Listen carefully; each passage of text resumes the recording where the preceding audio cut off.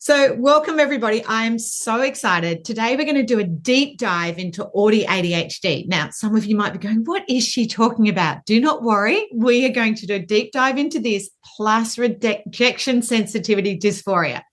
And I'm super excited to have Laura Kerbey to share with us all about this, because not only has Laura got a lived experience of ADHD, but she has done studies in both autism, ADHD, psychology. So she's combining all of that experience to share with us. And we are super excited to have a new course that does a deep dive into AuDHD. So if you are listening to this when it comes out, make sure you check out my website, all about the new course, where you're going to learn what is it, what to do, how to support our students. So for those of you who don't know what AuDHD is, it's autism and ADHD combined. And Laura, you were saying in the course, what are the stats that you think of students that have it? Oh, I think it's 50% of students who are autistic also have a diagnosis or can also have ADHD. I'm just checking my statistics here. Yeah, I think that's what I looked it up. I looked it up online. Yeah, 50 to 70% of autistic people also have ADHD. So that was ours et al. In 2022. And it's estimated that 2/3 of those with ADHD have at least one other coexisting diagnosis. It might not even be diagnosed, but conditions such as autism. And I was saying, Sue, that the school that I worked in, the students all had a primary diagnosis of autism, but at least half also had an ADHD diagnosis. I couldn't agree more, because when I was prepping for this today and thinking about it, I was thinking every second one of my students when I was in an autism school definitely had that autism ADHD. Now, anyone who's going, why haven't I heard of this before? Because it wasn't until we did the new DSM that you could have both. Before that, you could only have one diagnosis. It seems crazy, doesn't it? That you couldn't actually have both. No. It's crazy. And we've come so far. And I meet parents of children with Down syndrome that they wouldn't give Down syndrome and autism to, too. So it's not just ADHD, it's all comorbidity. Yeah, no, it seems ridiculous. And I think that's probably what. So I'm diagnosed with ADHD. I was diagnosed 5 years ago now. But I also recognize that I'm autistic as well. I'm not even saying I have autistic characteristics. If you have autistic characteristics, you're autistic. I saw a brilliant thing the other day. You can't be a little bit pregnant. You're either pregnant or you're not. So you can't be a little bit autistic. You're either autistic or you're not. And I don't think it was until I really understood my ADHD, and then the layers of masking took that off, the layers of not feeling that I could be authentic in certain situations, that I thought, God, yeah, like I am autistic as well. But there's so much crossover. It can be really complicated. I think that's why I just prefer to say to people now, I'm neurodivergent. I don't actually feel like I should have to break it down and say what my diagnosis is and how I self-identify as well. No, and if anyone who's come to my course in the last couple of years will know, that is why I say I prefer the term neurodiversity or neurodivergent, depending what people prefer, because it encapsulates that complexity. I rarely have a student with one diagnosis. And I love what Tony Attwood says. Without a diagnosis, students are judged. With a diagnosis, they can be supported. So as you've talked about in the AuDHD course, well, it tells us what supports a child needs. So, for example, I had a student if I've got a child with autism, they just want to know we've got maths today.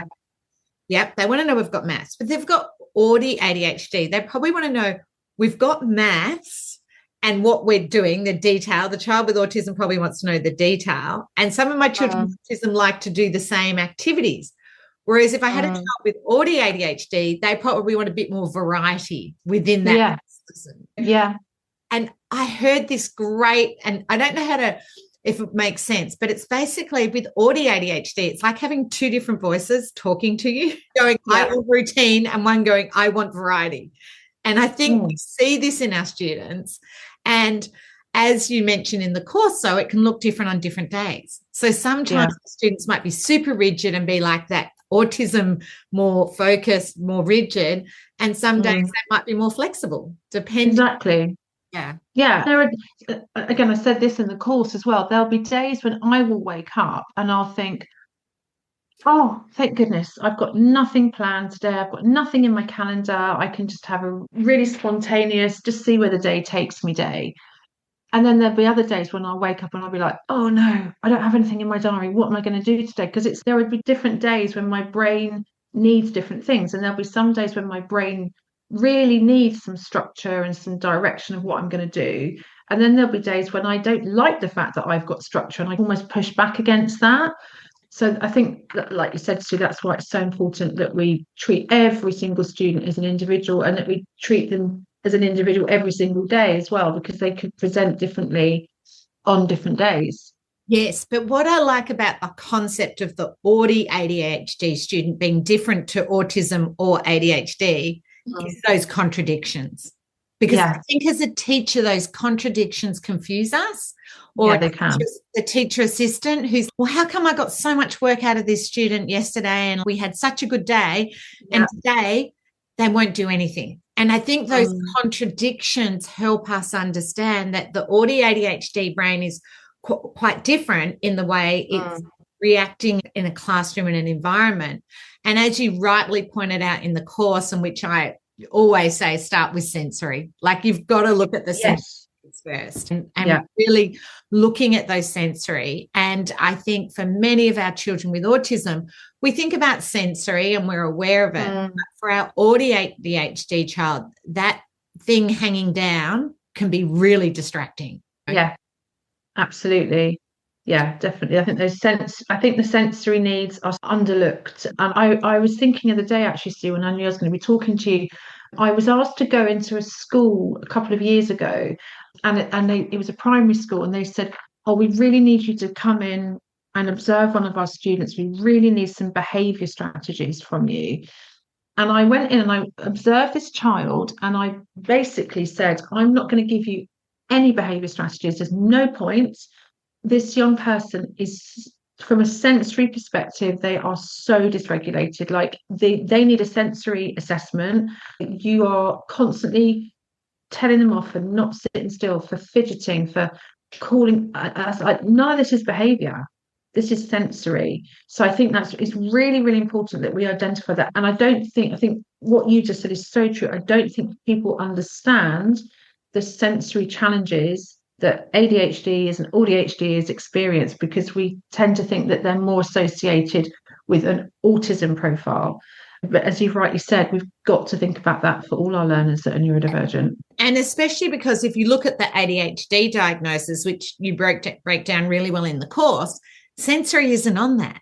No. So if the student is having those sensory challenges, if you haven't clocked, oh, they're AuDHD, then you mightn't have thought about those sensory challenges for that student, or how confusing it might be. Or one of the things you talk about in the course, the importance of visuals, which everyone knows with autism. Everyone knows with autism use visuals, but do we hear that enough with the ADHD student? No. When we've got that AuDHD, so important. And you also mentioned the kinesthetic learning. Like, I think for many of our ADHD students, like them actually doing rather than just being told, you know, that's definitely how I learn. Involve me and I learn. Yeah. Tell me and I forget. Teach me and I remember. Involve me and I learn. This student needs the actual kinesthetic involvement in things, and the movement of doing things actually then addresses those sensory kinesthetic pathways for that student. Whereas I think, so I just think that's why it's so important we understand that at least 50% of our students who have a diagnosis is probably higher as well. There's probably two things. First of all, we know that autism and ADHD are underdiagnosed, particularly in girls and female students. But the other thing that I think is so important is, I think the way that we support learners who are AuDHD is just a really good way to teach any young person. I don't know a single student that doesn't benefit from having all those approaches and strategies that we talk about in the course. Like, no one is going to be at a disadvantage. So when I was teaching, I've only ever worked in specialist colleges and schools. So all of my students were neurodivergent, but not all of them had an autism diagnosis. A lot of them were ADHD, or, well, particularly because when I was teaching, this is going back 24 years.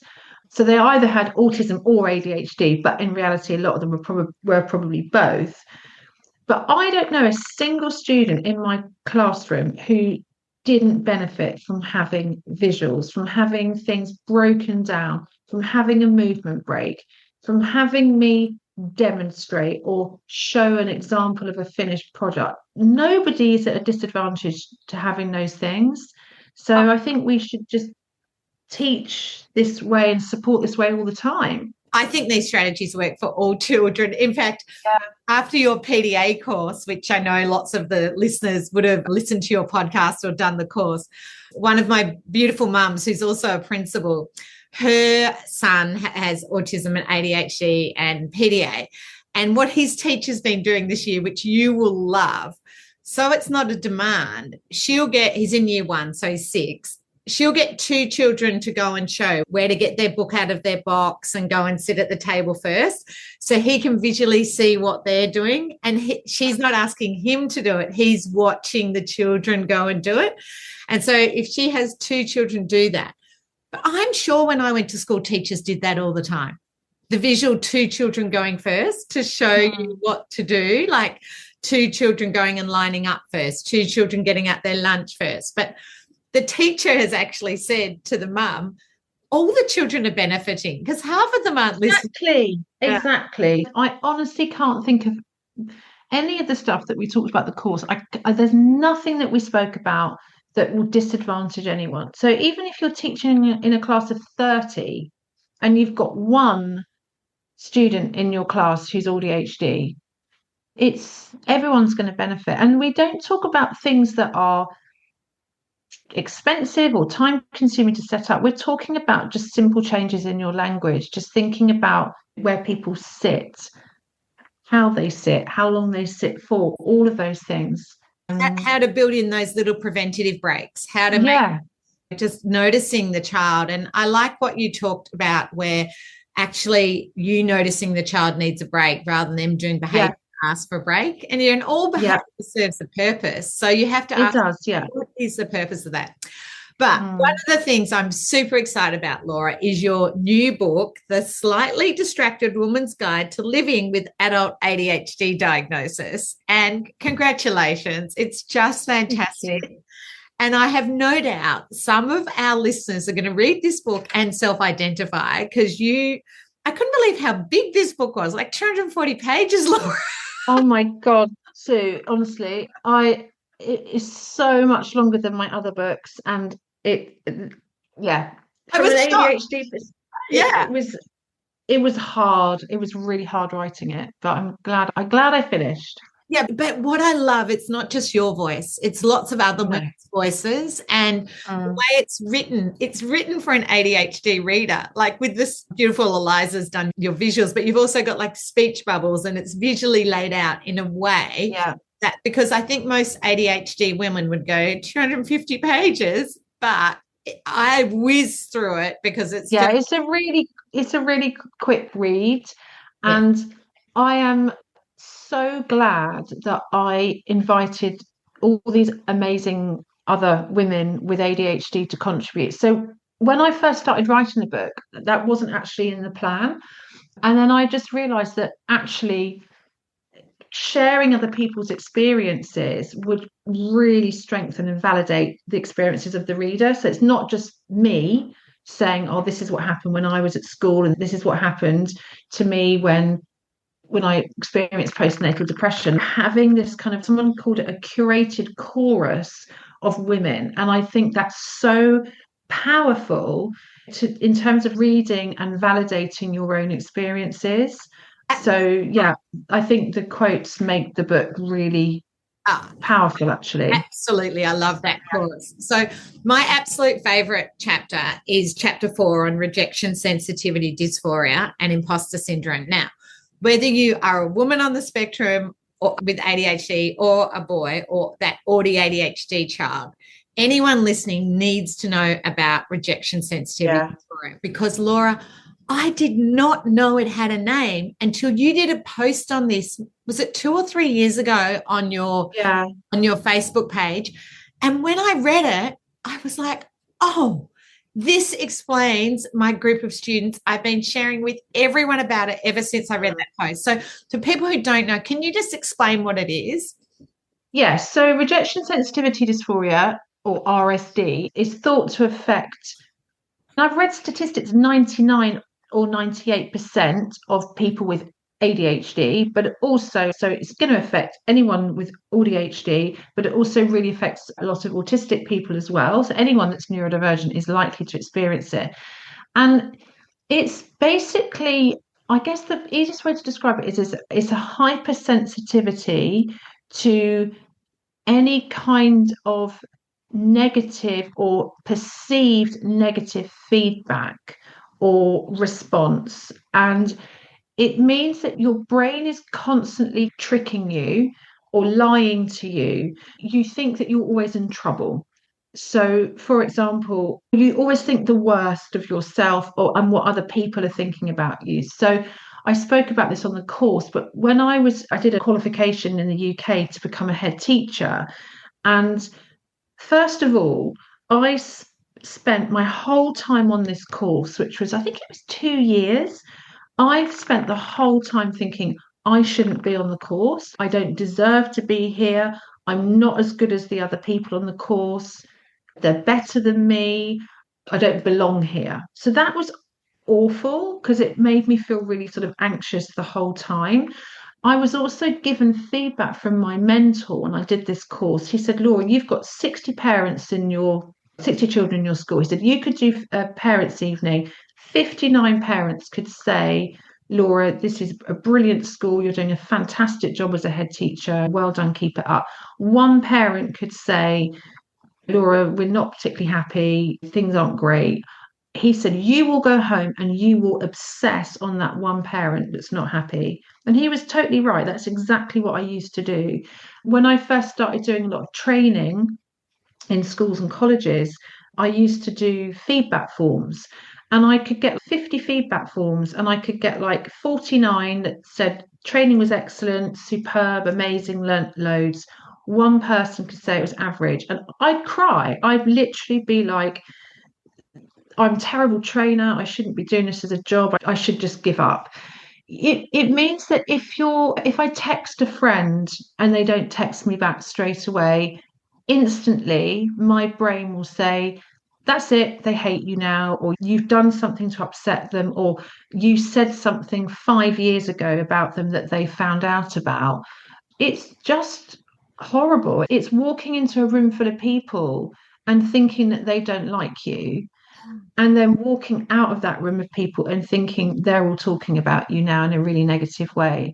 And there's no evidence to back it up. But what it also meant when I was younger, particularly, was that, and I still have a lot of social anxiety now. People don't always think that about me because people think, oh, she's really confident because she does loads of public speaking and I can stand up in front of a room full of people and talk. But I'm probably slightly masking and performing. But what it meant, particularly when I was younger, when I was at school, was that I would mask. I was like a bit like a social butterfly. So I'd be like with one group of girls at school, and I'd be like, they'd be talking about a band they liked, and I'd go, yeah, I really like them too. I really like them too. And then I'd be with a different group of girls in the afternoon and they go, oh, that band's terrible, they're shit. And I'd be like, yeah, they're really shit. But then eventually people would find out, oh, Laura said the other day that they were rubbish, or Laura said the other day that they were really good. And then I'd get sort of found out. So then I was kind of masking and trying desperately to fit in. But in my attempts to fit in, I would also make sort of like social faux pas as well, which then would come back to get me, which just reinforced the fact that I wasn't very good socially. And then when I got older, I wanted to sort of go out and socialize, but I'd get very anxious about going out and socializing. So I would either drink a little bit too much alcohol to try and relax myself, and then probably behave in a way that was a bit like OTT. Or what I would do is I would come home from any social situation and analyze it to death, ruminate on every single conversation I'd said, think, oh, that they think you're an idiot, they think you're this. It was awful. So I'd just be so anxious all the time. And then, of course, the next time I'd be going out, I'd be like, oh, the last time I went out, I felt terrible. So it would always become worse the more I went out. But it's impacted every aspect of my life. It's impacted my friendships, relationships, career, everything. But what I love about you sharing that is thinking of students who would hyperfixate, like that student hates me, that student's looking at me, that teacher doesn't like me, that teacher, like I can think of children who, I had a student last year when I was doing an observation who was hiding behind the bookshelf saying, everyone's looking at me. And no one was looking, but it was a perception. It was in their mind, it was so real, I can't tell you. Yeah. And the heightened, like, everyone hates me. They were trying to hide, and then they're all looking at me. And I like, let's have a look. No one's looking. They're all doing it. No, they were like actually not being able to let that go. And it wasn't until you explained to me that rejection sensitivity. And in your book, you've got so many great strategies to help women who, I am sure there's a lot of women listening who have experienced this. I was in a school a couple of weeks ago where there was a teacher who has ADHD and definitely feeling this from other staff members. And it's probably absolutely that imposter, they're a young teacher, rejection sensitivity.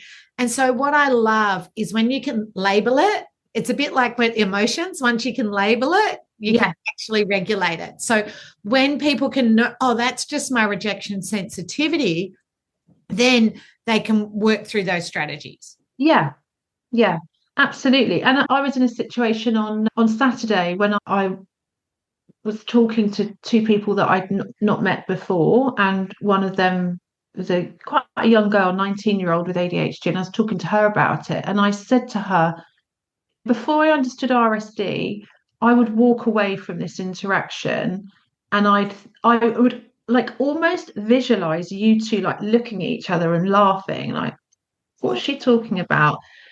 And I said, but I know that you're not going to do that now. I said, because I know that it's my brain tricking me. So one of the strategies I talk about in the book, and this is a brilliant strategy that I've used when I've worked with young people as well, is take the thought to court.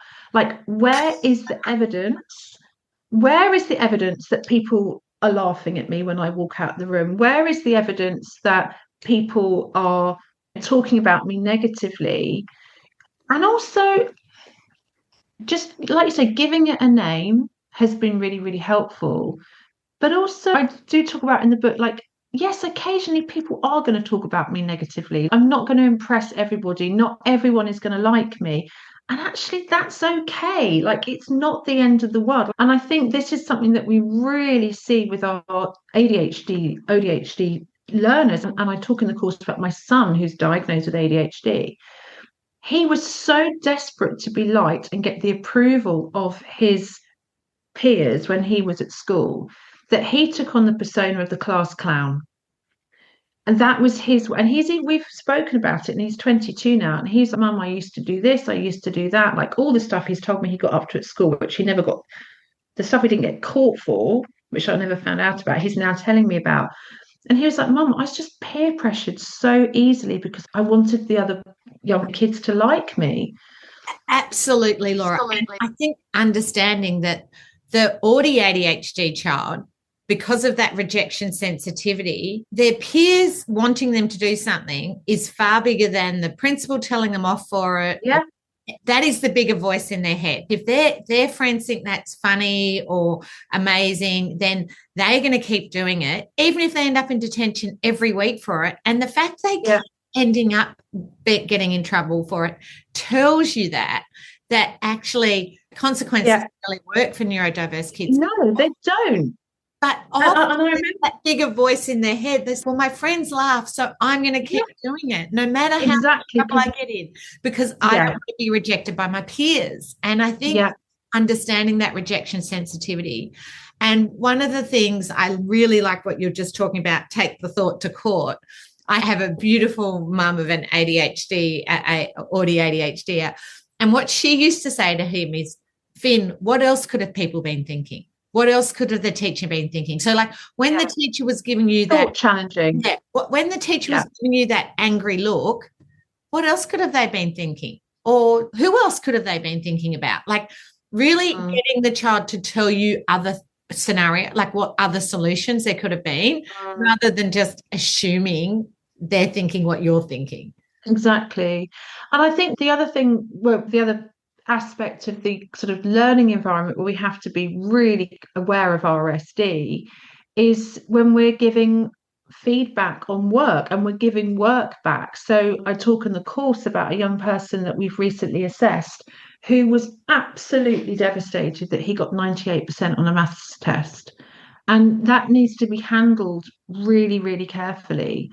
But also, I remember, like, when you've got ADHD, you have to work so hard to keep up with your peers. So for me, like, doing a full day in school, then having to go home and do my homework, when it was I don't think any students like doing homework, but it was really challenging for me to go home, sit back down, do my homework. And I did my homework because I was terrified of getting into trouble, but also then working really hard on a piece of work, giving it back in, remembering I've done my homework, I've got it in on time, and then you get the work back and it's just got loads of red ink all over it and C+. It's devastating. Yes, absolutely devastating. And this is, which you didn't call this in the course, but it's what I call it, why bother syndrome. Some of my students then don't bother to do anything for fear of rejection. They'd prefer to get in trouble for not doing it. Do nothing. Like, have to go to the principal's office. I call it why bother. I can't be bothered. I'm not going to get perfect. So one of the things I found, particularly when I worked in secondary schools in Australia, is to actually sit down with the parents at the start of the year, because I have a lot of kids who are aiming for 99.8, which is like impossible, right? And to sit down with the parents at the start of the year and actually say, what are we aiming for each subject? On English, 60%. Okay, history, 80%. Like, actually, whatever mark your school uses, but actually letting the child see that their parents aren't expecting perfectionism. Because some of our kids think their parents, like, I had a boy say to me, my mum's going to kill me. I made a mistake. And he was so literal. He literally thought death. And every parent said, oh, I'm going to kill you. I mean, I don't think parents would say that, but you know what I'm saying? In his head, he really thought it was the end of the world making a mistake on a maths test. And his mum didn't feel that way. And when I sat down with his mum, she was just like, oh, good luck with that test. I hope you go well. And then she kept asking if he'd got the marks back. And all these things made him think she cared, which she did, but not perfect. Yeah. And I think we just, as I say, for me as an adult, it was a light bulb moment. But I wish I'd known about it when I was younger. Like, it would have made such a difference to me. So I think we need to help young people learn about RSD as well. So it's really important for parents and teachers and professionals to understand RSD in terms of, like, how it impacts on individuals, how we support them. But also, I talk about RSD in the Teens Guide to PDA. And I work with a young person who said they'd never heard of RSD until we started talking about it in our sessions. And she was just like, oh my God, this makes so much sense. I wish someone had told me about this when I was younger. So I think it's really important that we educate children and young people when they're ready to understand it, because I think it would have really, really helped me as a young person to understand. My brain's lying to me a lot of the time, and it made me quite a needy friend sometimes and quite a clingy girlfriend, which then drove people away. And then the more they were like, oh, you're a bit too much, you're a bit needy, a bit in our face, it made me more needy and clingy. Yes. Do you know what I mean? So it just re-emphasized all the stuff that Absolutely. Yeah. Absolutely. And I'm just looking at the things you talk about in your book, and I was just thinking, how could we make that into like nearly a little book for kids to understand, like young children to understand rejection sensitivity? But I think anyone listening should get that Slightly Distracted Guide to, I've forgotten the exact name of your book now. It's not exactly a catchy title, is it? It's the Slightly Distracted Woman's Guide to Living with Adult ADHD Diagnosis. But I think anyone should read it, because it is, although it's a woman's perspective, I think it'll help you understand the girls you teach and maybe yourself or people you know, because lots of us probably have friends have that rejection sensitivity and that anxiety. But most importantly, to understanding our students. And I love the fact in the course how you're going into what it looks like and how to support our students. And as always, the more we understand each of these diagnoses and understand things like AuDHD and that rejection sensitivity, then we can help children learn and engage and be happy and accountable and make a difference to their educational experience. And as I always say, embrace difference to make a difference. But all of these things we understand, each of these little AuDHD, RSD, all of these things help us then know what to put in place for those students and their needs. Thank you for sharing this. I'm so excited. You're very welcome, Sue. And I know the course will make a huge difference to anyone who is listening who wants to learn more about AuDHD and RSD. And I really appreciate all your time. Thanks, Laura. Oh, thank you for having me, Sue. Lovely to see you again. You too. I hope you've got some great tips and strategies from this podcast. If you enjoy learning with me, I highly recommend you think about doing a course this year. Not only do I have courses by me, I have them with people with a lived experience, Temple Grandin, Dean Beadle, or other educators like Laura Kerbey on PDA. I have a wealth of courses that'll make a difference to you. So make sure you check out all my online courses, because you can learn online, anywhere, anytime, in a place that suits you, at a speed that suits you.